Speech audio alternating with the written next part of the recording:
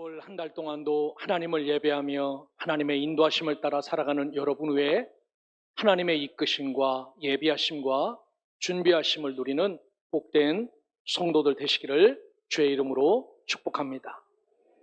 기도해 주셔서 지난 한 주간은 필리핀 선교사님들 62분 모였어서 우리 부평동 지방 목사님들과 함께 그들을 잘 섬기고 돌아왔습니다.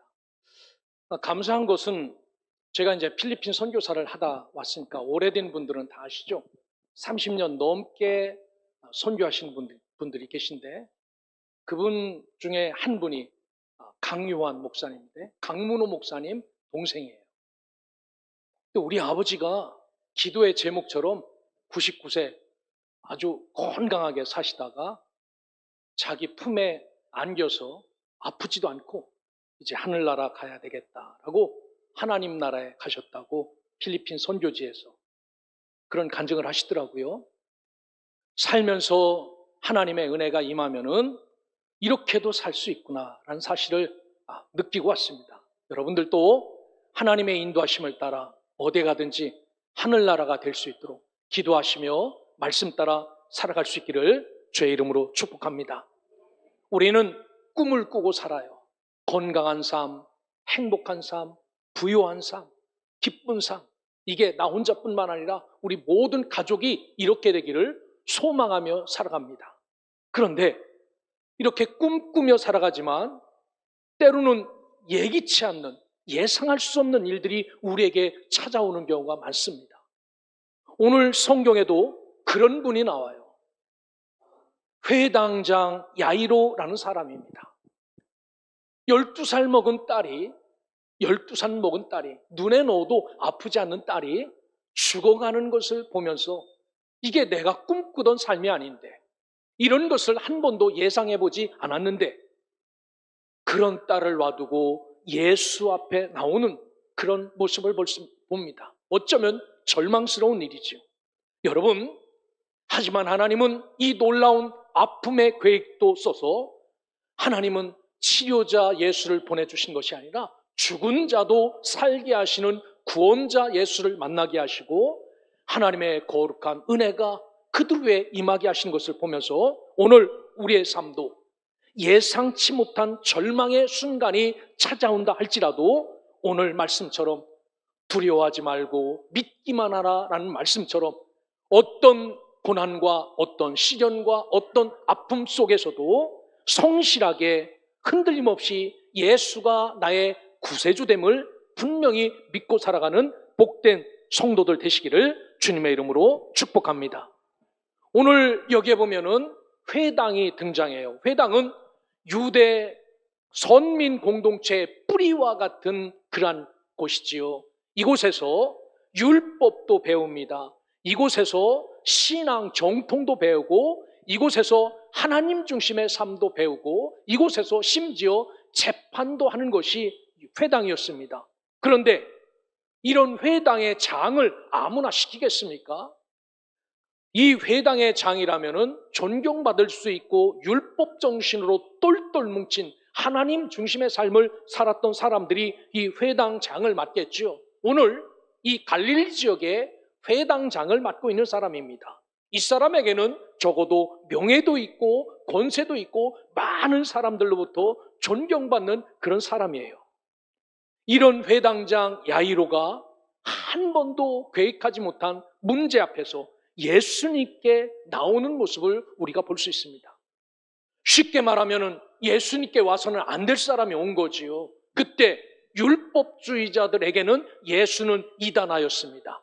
예수는 없어져야 될 그러한 버러지 같은 존재였어요.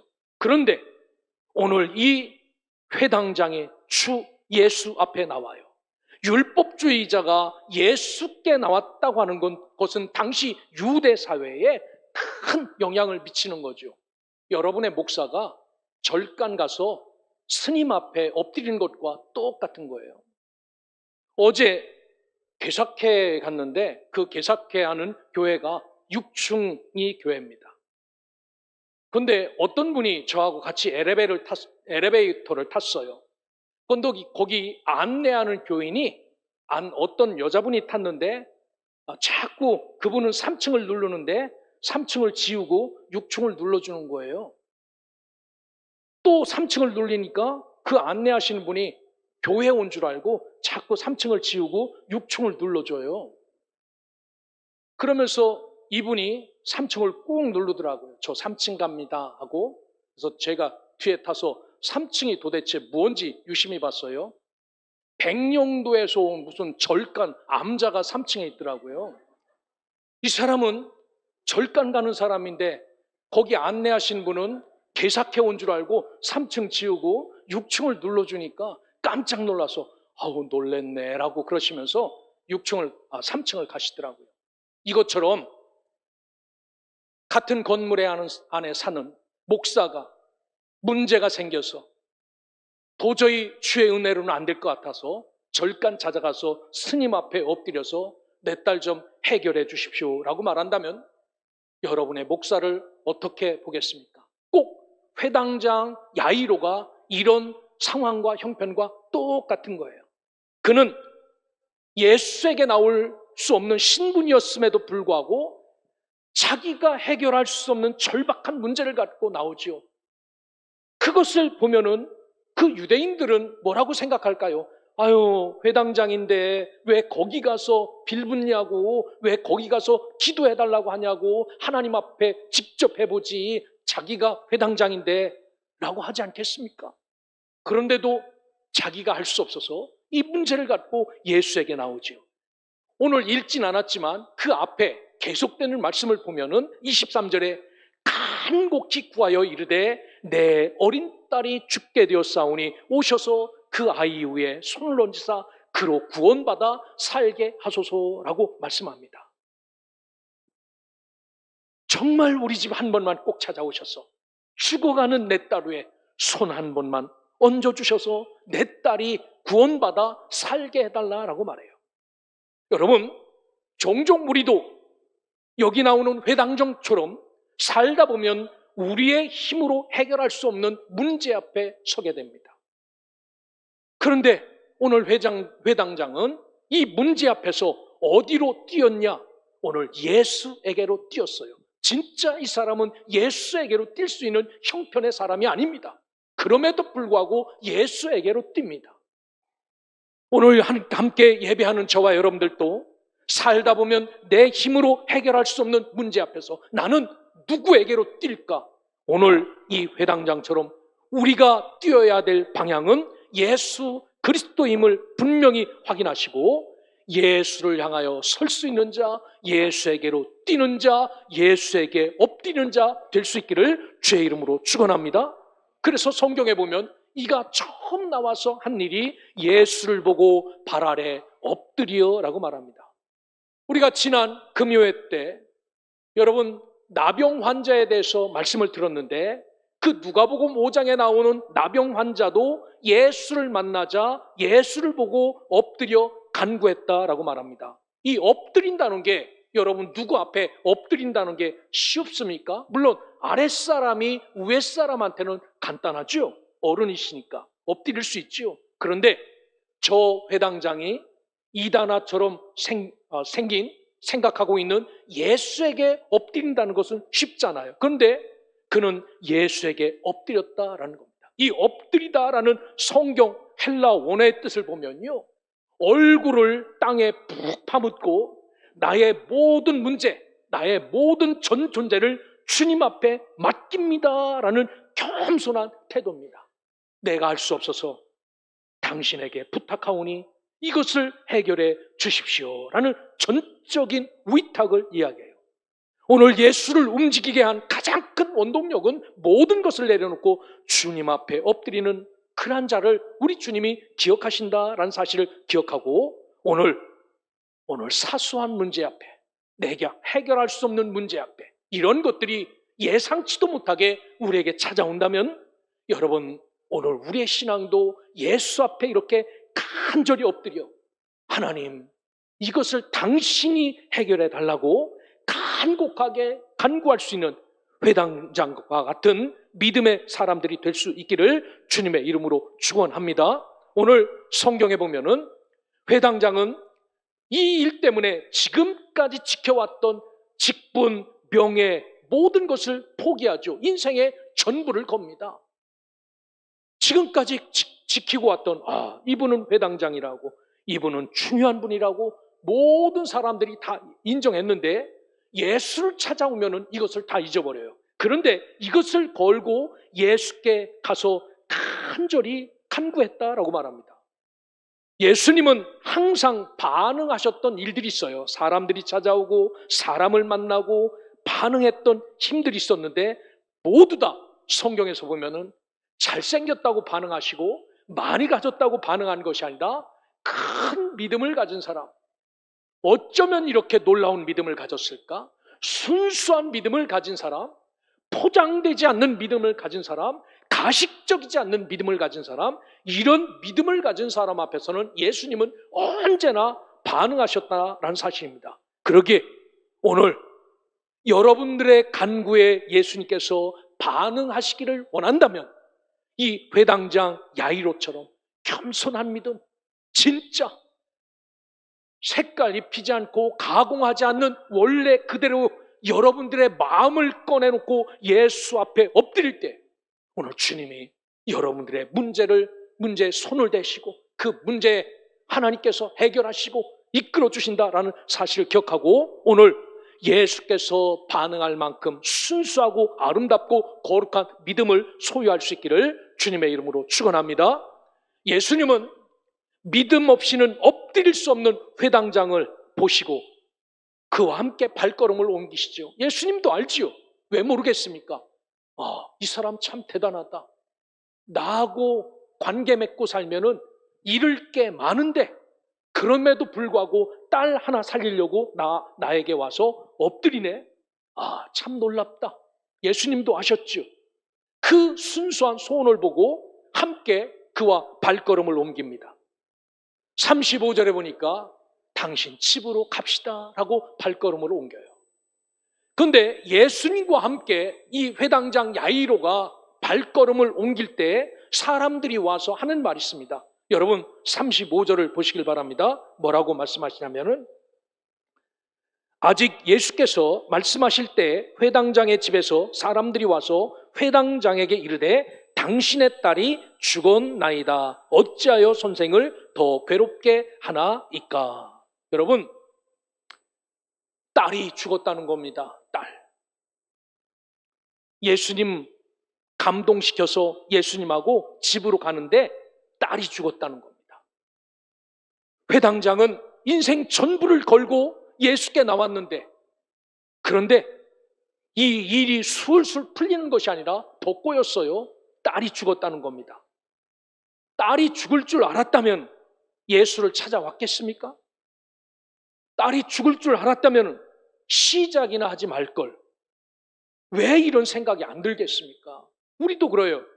믿음 생활하면서 그래도 내가 믿음을 갖고 하나님께 간구하면 하나님이 반응하실 것 같아서 오늘 엎드려서 기도하면서 주님, 내가 지금부터 주님의 자녀가 되겠습니다 라고 고백하며 나가는데 이 일이 술술 풀리는 게 아니라 더 꼬이고 문제가 커지고 심각해집니다. 이러면은 내가 와서 신앙생활 시작이나 하지 말걸, 왜 이런 생각이 안 들겠습니까? 오늘 야이로가 이런 생각이 들어요.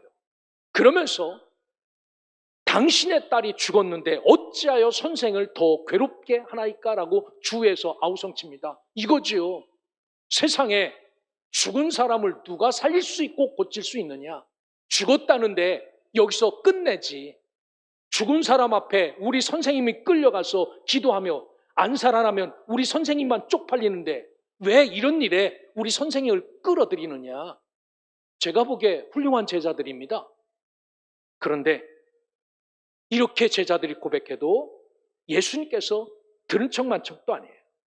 여기 죽었다라는 소식은 사람들에게는 모든 것이 끝났다라는 거죠.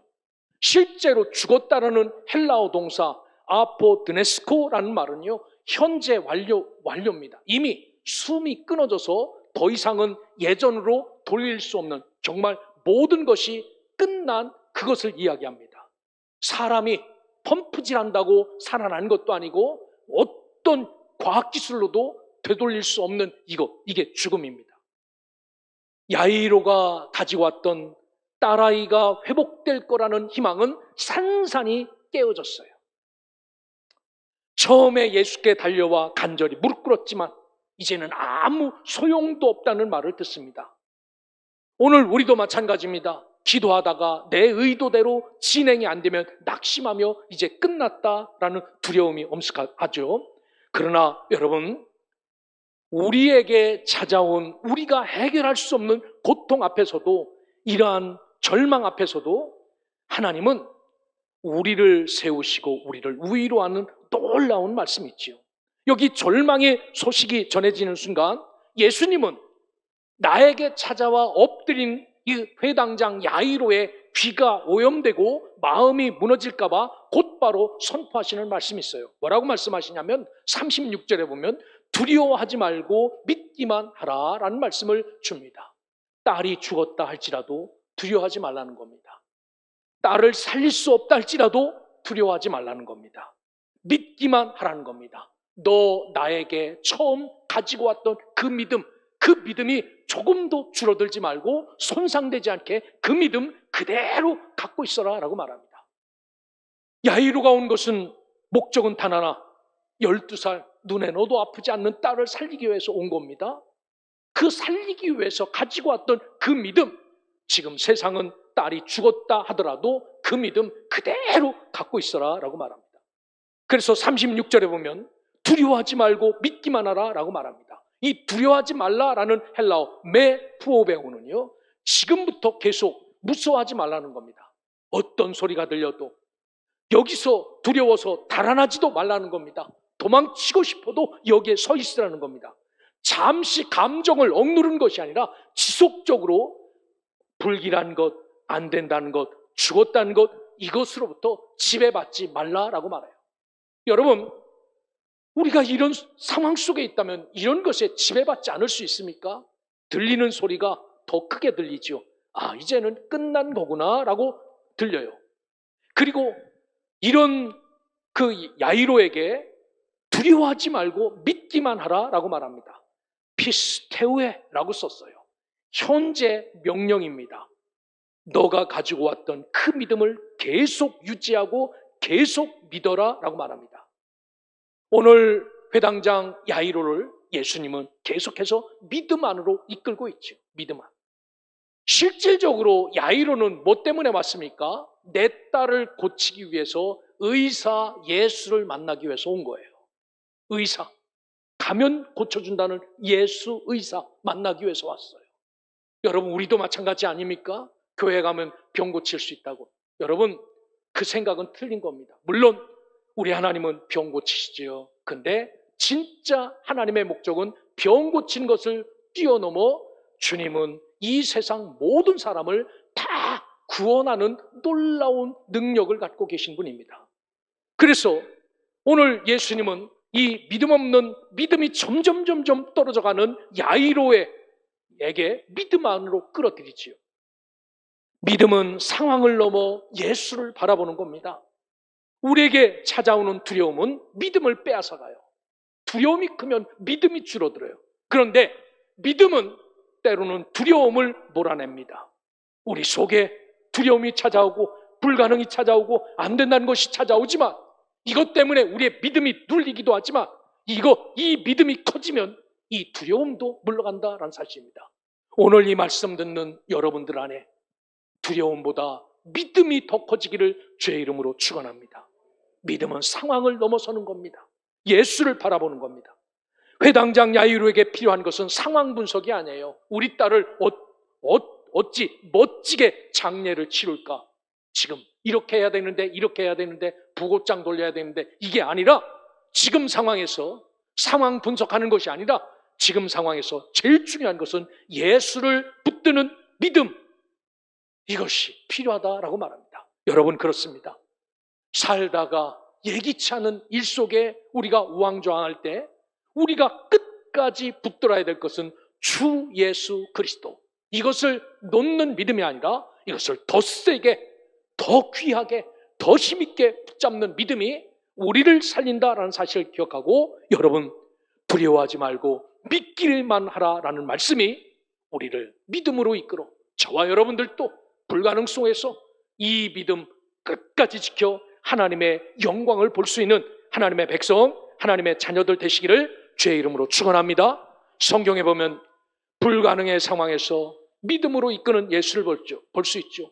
와서 울고 불고 또 안 된다는 그런 이야기를 하는 많은 사람들, 그 사람들을 다 떨쳐버립니다. 믿음 없는 무리, 조롱하는 소리, 절망의 소리, 이런 사람들을 다 떨쳐보내고 믿음의 사람인 야고보, 요한, 베드로를 데리고 야이로와 함께 가지요. 인생의 전부를 걸고 왔지만 들려오는 소식은 죽음이라는 절망적인 소식 앞에 회당장 야이로에게 조용히 들려오는 하나의 음성이 있었습니다. 39절에 보니까 너희가 어찌하여 떠들며 우느냐라고 말해요. 이 아이가 죽은 것이 아니라 잔다 하시니라 라고 말씀합니다. 여기서 잔다는 이야기는요, 카듀데입니다. 문자 그대로 잠을 자는 거지 죽은 것이 아니다 라고 말합니다. 세상은 아이가 숨이 끊어지자 죽었다 말해요. 끝났다라고 말합니다. 그런데 예수님은 그 아이에게, 믿음 있는 아버지의 딸에게 이 아이는 잠자는 거야 라고 말합니다. 잠과 죽음은 눈 감고 있는 건 똑같아요. 그런데 콧구멍에 숨이 들랑들랑 하느냐 안 하느냐 다르지요. 죽음은 다시 일어나지 못해요. 자기 힘, 자기 능력으로. 잠은 자기 힘, 자기 능력으로 일어나요. 아침이 되면, 해가 뜨면 일어나는 것처럼 일어납니다. 사람들은 비웃습니다. 왜냐하면 세상의 눈에는 죽음이 끝이기 때문에. 그런데 그런 아이를 놓고 예수님은 잠자네 라고 말씀하시니까 얼마나 비아냥거리겠습니까? 이때 불신앙 사람들을 다 제쳐버리고 41절이 보니까 그 아버지와 제자들 3명을 데리고 그 앞에 서서 아이의 손을 붙잡습니다. 달리다굼 하시니 번역하면 곧 내가 내게 말하노니 소녀야 일어나라 하십니다. 여러분, 예수가 아이를 붙잡고 달리다굼이라고 외칠 때 이 아이가 세상 사람들 보는 눈에는 죽었는데 예수님이 잠자는 아이 잡아 일으켜 세우는 것처럼 그렇게 일으켜 세우셨다라고 말합니다. 이 달리다굼이라는 말은 현재 명령이죠. 주님이 명령하시는 명령입니다. 그 명령 때문에 어떤 은혜가 임했냐면은 사람이 살아나고 하나님의 은혜가 이 아이에게 임하여 진짜 아이가 건강하게 기지개를 켜고 밥을 먹을 만큼 건강한 자로 다시 돌아옵니다. 회당장 야이로는 무엇을 느꼈을까요? 그것을 경험했던 그 동네 사람들은 무엇을 느꼈을까요? 그 회당장은 어떤 것을 느꼈을까요? 야, 예수 안에서 갖고 있는 믿음은 죽은 자도 일으키는구나. 여러분, 이 일으켰다 속에는 사람, 죽은 자를 일으켰다는 말도 있지만요, 이 딸 하나이가 살면서 이 가정이 얼마나 행복하고 회복이 됐겠습니까? 엄마가 얼마나 좋았고 그 가족들이 얼마나 좋았으며 그것 때문에 그들이 함께하는 회당은 얼마나 기뻐했을까요? 그 동네는 얼마나 즐거웠을까요? 하나님의 능력이 어떠한지를 보는 것, 이게 일어나는 복입니다. 잠시 질병에서 일어나는 것 아니라 그는 죽은 자도 살리는 놀라운 구세주 예수를 경험한 거지요. 오늘 우리에게 다가온 문제 속에서 나를 고치고 나의 문제를 해결하는 해결자 예수가 아니라 모든 것을 완벽하게 구속하시고 우리의 모든 것을 완전하게 회복시키는 구원자 예수를 만날 수 있기를 주님의 이름으로 축복합니다. 여러분, 지금 여러분의 서신 자리가 어떤 자리에 여러분 서 있습니까? 정말 두렵고 떨린 자리에 여러분 서 있습니까? 아무리 해도 안 될 것 같은 그런 자리에 내가 서 있습니까? 오늘 주님은 우리에게 똑같이 말씀합니다. 두려워 말고 믿기만 하라. 여러분, 이 말씀 꼭 붙들고 나가시기를 주님의 이름으로 축원합니다. 여기서 피하면 예수님께서 말씀하신 일어나라는 기적은 없습니다. 이럴 때 점점점 주님 앞으로 가면 오늘 이 아이에게 붙잡고 말씀하셨던 일어나라 탈리타쿰이라는 이 놀라운 기적이 우리에게도 있다라는 사실을 기억하고 오늘 하나님 앞에 아무리 절망스럽고 아무리 불가능한 것 같아도 믿음 하나 갖고 나가면 주님이 그 믿음을 축복하신다. 그리하여 치료자가 아니라 구원자를 만날 수 있는 은혜를 베푸신다라는 사실을 기억하고 항상 믿음은 상황을 뛰어넘어 주님을 바라보시는 것임을 기억하고 우리의 불가능 넘어 우리의 문제 넘어 우리의 아픔 넘어에 정말 단단히 서 계셔서 우리를 돕는 그 예수 그분을 만나 우리의 모든 문제 우리의 불가능 우리가 원치 않았던 그 모든 것들이 온전히 예수의 이름으로 해결되어 여러분의 가정이 복을 누리고 은혜를 누리고 이 교회가 하나님의 은혜 안에 기뻐할 수 있도록 믿음을 갖고 의심하지 않는 그러한 믿음의 길을 잘 걸어갈 수 있는 믿음의 백성 하나님의 자녀들 되시기를 주의 이름으로 축원합니다.